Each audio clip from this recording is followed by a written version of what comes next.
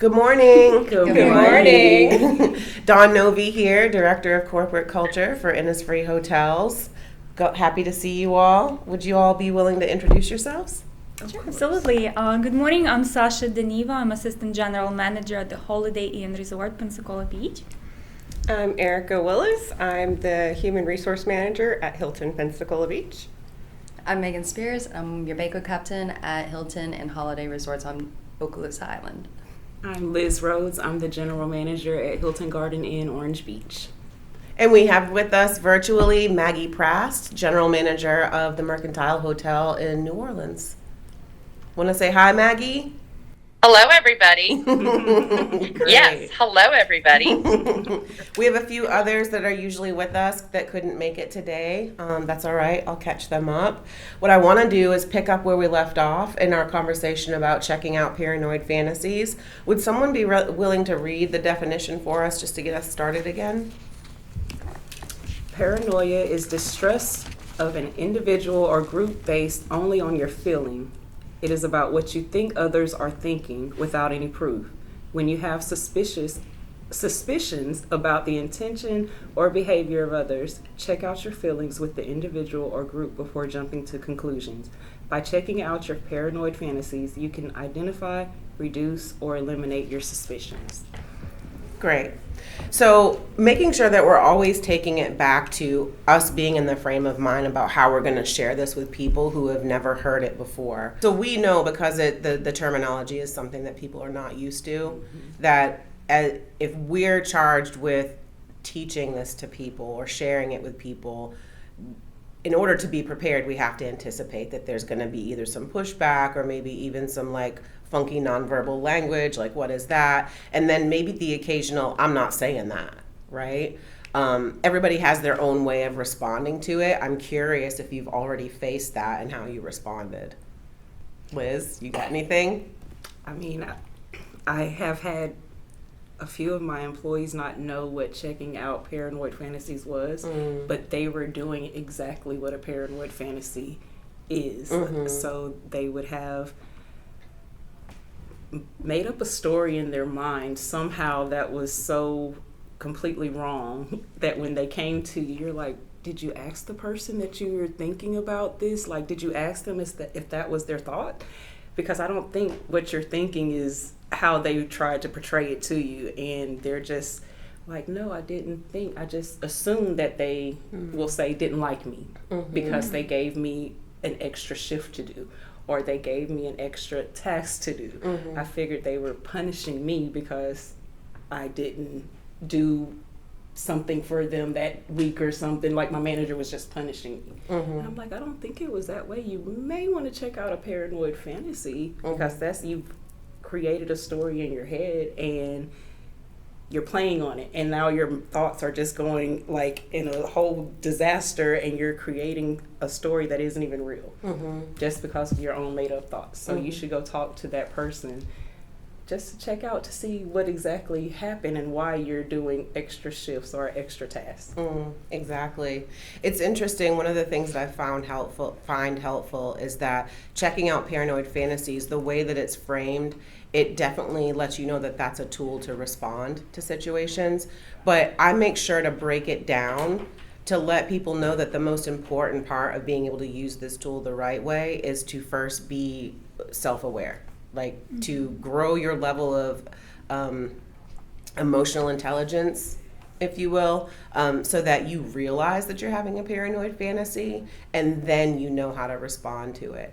Here's what we come up against most of the time. One of the common themes to all of this is that vulnerability is not a comfortable place for any of us to be, and it requires a lot of vulnerability to say, I might be wrong here, let me go address this, now face the other person. And the other part of that fear is just the judgment or retaliation, or even just if someone's going to be honest with you.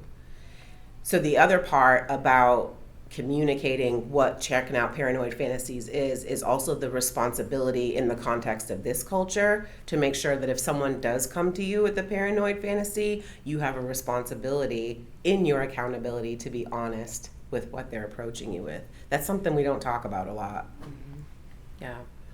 Does anybody have any good examples of when paranoia is at play and how checking out a paranoid fantasy actually worked out? Yeah, for sure. If I may. So, close example was I had an employee who has been having a lot of shortfalls lately. So a lot of coaching counselings with him, not so much written warnings, but definitely verbal. And I wouldn't even call them warning. They were coaching counseling. So he asked for a couple of days off because he needed to do something. So in that, not having another employee to replace him, I called in a temp and called the temp in to work 2 days with him. So the next thing I know, I hear from the woodworks that he was training his replacement and he was going to be taken off the schedule permanently. So I had to sit the employee down and said, okay, first of all, why are you thinking this?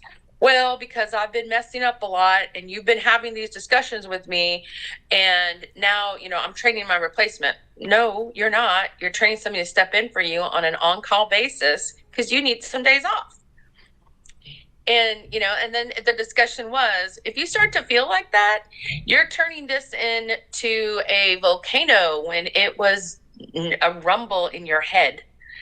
And just come talk to me. Ask me. I'm very transparent and I want you to be transparent with me as well. And then you won't have these feelings and we can go on and move forward. So there was an example of what happened in his head and what the reality was. That's a good one for, sometimes I'm trying to separate good examples for the message to leaders in particular. But obviously this is a responsibility of all of us.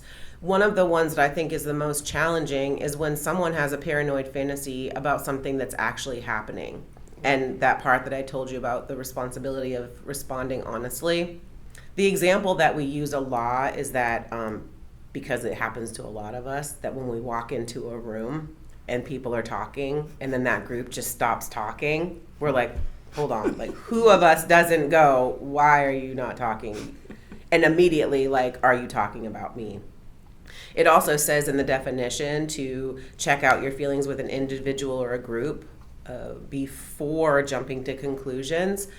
I recommend that we encourage people to choose one person that they think they can have a decent discussion with.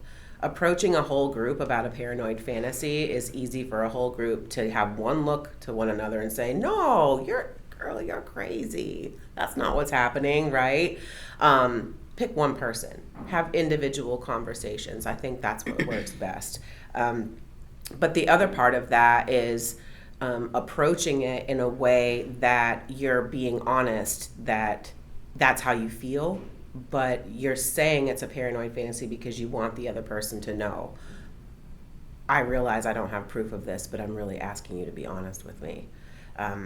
When you do that and somebody is honest, there's so much room for, if there wasn't an existing relationship or a damaged one, or even if there was already a healthy relationship, when you approach it like that and someone is honest, let's say they were talking about you and they're honest, it might be hard to take, but that opens a door for a brand new relationship, right? Like to repair it, to make it new again.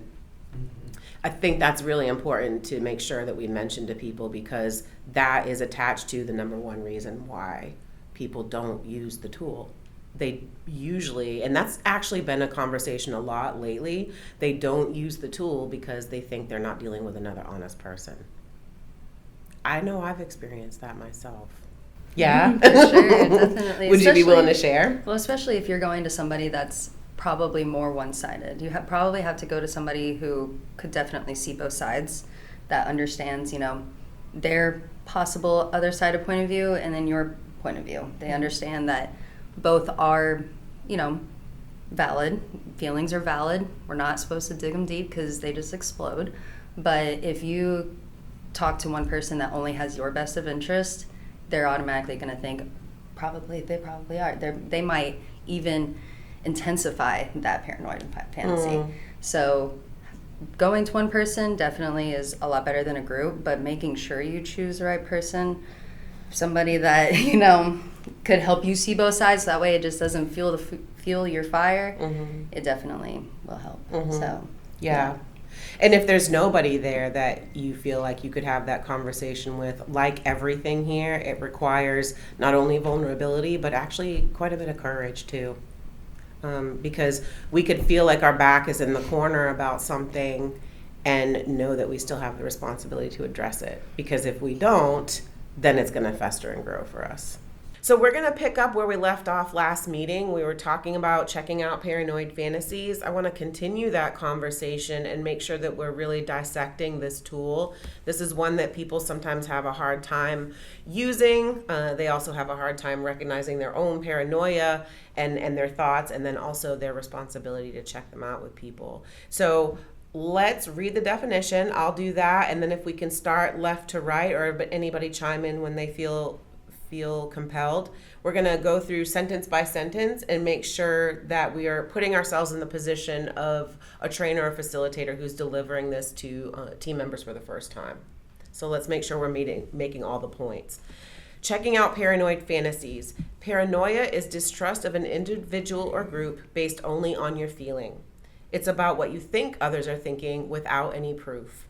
When you have suspicions about the intention of or behaviors of others, check out your feelings with the individual or group before jumping to conclusions. By checking out your paranoid fantasies, you can identify, reduce, or eliminate your suspicions. So, Sasha, help us dissect the first sentence in the definition. What are some things that our new team members need to know? So speaking of just the word itself and the conception of like checking out paranoid fantasies, right? Whenever you ask team member, right, just to check out paranoid fantasies, sometimes they get a little defensive because they don't necessarily understand what does it mean, right? They automatically think like, oh, I don't have paranoia. What are you talking about, right? And whenever we explain them that it's not necessarily paranoia is a thing, right? It's your assumptions and your negative thoughts that you build in your head. And we all know how easy it is to get tangled in negativity rather than, follow the positive side. So it's definitely not easy to be vulnerable, right? And open and honest. Sometimes conversations could be a little bit easier whenever you check out paranoid fantasies with your colleague, whenever you're on the same level, right, or with the line employees. But how you feel whenever you check out paranoid fantasies with your superiors, right? That's a different level of trust, right? That's a different level of courage, right? So how you handle that, that's interesting. Yeah, it's tough. And actually, right in the definition of sharing a resentment, where it should be maybe its own paragraph, is that sentence that says we should not fear judgment or retaliation, meaning we shouldn't let the fear of that get in the way of us using the tool because it's a responsibility. And that's tough. Oftentimes when we feel that we are the target of something, we feel like it's somebody else's job to fix it with us. And so it's hard to, get in that vulnerable space, drum up the courage and not let the fear of losing our job or losing, getting our hours cut or somebody ignoring us or leaving us out of opportunities, all of those things that can happen that do affect a positive work day. So, it's tough. None of this is really easy at any point in time, right? Not at all. No. Erica, what are your thoughts on the second sentence? So our second sentence, when you have suspicions about the intention or behaviors of others, checking out your feelings with the individual or group before jumping to conclusions. My specific thoughts on that is just communication is key. Like, I think that's something we talk about a lot, is to be able to communicate, because when you're having suspicions about intentions or behaviors of others, if you don't go and communicate that with them, checking out your paranoid fantasies, then that's going to then build in your mind, like you said, little nuggets of doubt or fear or different things, and cause you to not be your authentic self, because you're fearful of what is going on that may not even be occurring.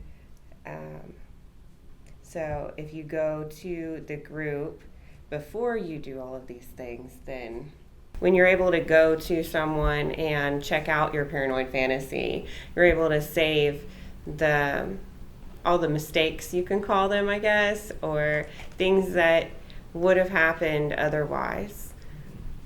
I say time and energy. Mm-hmm. Because if you're building and creating this story that's not real, you're going to have negative thoughts that's going to make you stop doing what you normally would do. So like you're going to slow down, it's going to cause time and effect, and that will build on your paranoia.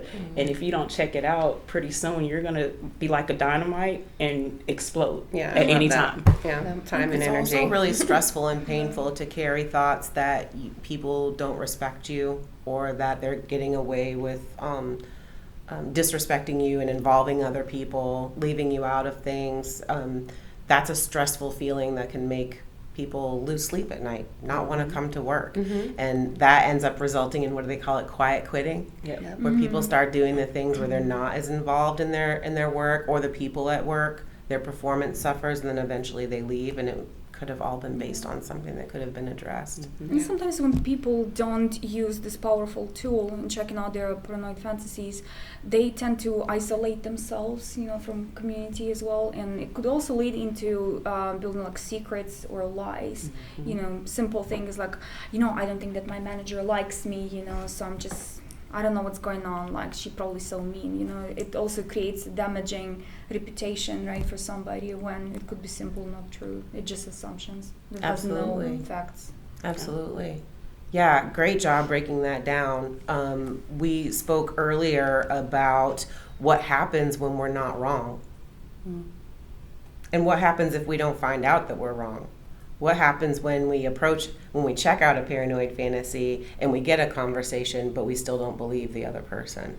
We have to all be accountable. So if you're in this space, if you're a part of this culture and in a cooperative space with others, if you are approached with a paranoid fantasy or resentment, the idea is that you need to be honest when you're approached, and that it's easy, especially when somebody starts a conversation with, "Can I check out a paranoid fantasy?"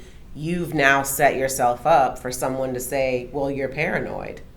So it requires a whole lot of trust to use the tool, and one of the main reasons why people don't use it, because they fear how someone will respond. Yeah. That goes back to that conversation about not fearing judgment or retaliation. We know that it's there. It's easy to say you shouldn't fear those things. We should probably talk more about the reality about fear of judgment and retaliation, so that we can say, okay, it's human for me to feel this way, but I need to use this tool. I need to set this right. For sure. Bad news doesn't get better over time, whether it be news, feelings, anything. Every single point that y'all made it's just spot on, because it really doesn't. The more you let it go on, the worse it's about to get. So bad news does not get better over time. Right. And just nipping it right there and then, so that way it doesn't become it, really can illuminate all of that. Right. So, for Yeah, sure. absolutely. I think that when I think about my own personal experiences, the most stressful part is the pain that you take home. While you're thinking you're strong enough to just let it go because you don't want to address it, you But it don't may not even don't be like there. don't like confrontation. You're right, but it might not be there, and in some cases it is. Right. In some Right. cases it is. Yeah, it's just if you don't address it, what I'm pointing out is that it can be a painful, heavy weight to carry. Yeah. Definitely being in a management position, making sure if you see that in your employee and or coworker or whoever, just checking in with them, making sure that they don't feel like they necessarily is a paranoid fantasy, so that way they don't automatically get on edge. And then next thing you know, it's more of a conversation. So that way they go ahead and make it like, hey, I see you, because a lot of people just want to be seen. They want to feel valued. They want to feel like, wow, I do matter. Like all of this work I do for you in your industry, you see me, I'm valued, I matter. Yeah, That's good. absolutely. And some people just simply could wait for you like to come and touch them. Be Yeah. Like, hey, how you doing? Exactly. Because they have this Yeah. like, face all the time. We're not saying you good morning, Colonel. Yeah. You know, turn around. You're like, okay, what's going on, dear? And then they start speaking because they definitely need attention. We all do, right? We all want to be seen, noticed, if something goes wrong and stuff like that. But for us as cultural leaders, right, something that we should keep in mind and teach our other team members. Whenever you use company culture to approach uncomfortable conversations, whatever you say it should never be used against you because you did the right thing, right? You use company culture. It's not like we're attacking somebody, right? We just lead normal conversations, and hopefully we can reinstate, relationships to Yeah. mutual trust. We're not here to set up failure. Like Exactly. I'm not here. I will never set you up for failure. Yeah. I want you to succeed because if you don't succeed, I don't succeed. It trickles from the top. Yep. That's all. That's all that Yeah. is. Like We're making all the right points, all of the things that I want to make sure that we feel comfortable in saying and that we remember that we need to say to people, whether they're in leadership roles or not, right? One of the things that gets missed about the culture, the framework of the culture and the tools is that once we know more, we we can be better, and that isn't just someone in leadership, that's all of us. Like the framework of the culture is here, and we make sure that it happens when we all live up to our individual responsibility. So you've made excellent points.